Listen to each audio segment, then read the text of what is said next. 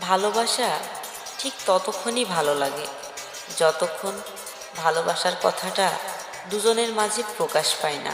ভালোবাসা কখনোই আমাদের মনে আঘাত করে না, আঘাত করে আমাদের অতিরিক্ত কিছু আশা। তাকে কি কখনো কাছে পাবো, সে কি অন্য কারো হয়ে যাবে, এমন ভাবনাগুলো যে ভালোবাসার মাঝে থাকে না, সে ভালোবাসা কখনো হেরে যায় না, বরং জীবনের শেষ দিন পর্যন্ত টিকে থাকে জয়ী হয়ে। ভালোবাসলেই যে জীবনসঙ্গী হতে হবে এমন কোনো কথা নেই।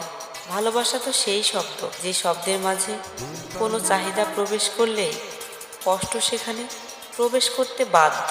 জীবনের প্রথম ভালোবাসাটাই সত্যিকারের ভালোবাসা, কারণ সেখানে কোনো চাহিদা থাকে না, থাকে শুধু ভালোবাসার মানুষটিকে এক পলক দেখার জন্য উত্তেজনা, থাকে শুধু ভালোবাসার মানুষটির সাথে একটু কথা বলার উত্তেজনা, থাকে শুধু ভালোবাসার মানুষটিকে খুশি রাখার হাজারো চিন্তা।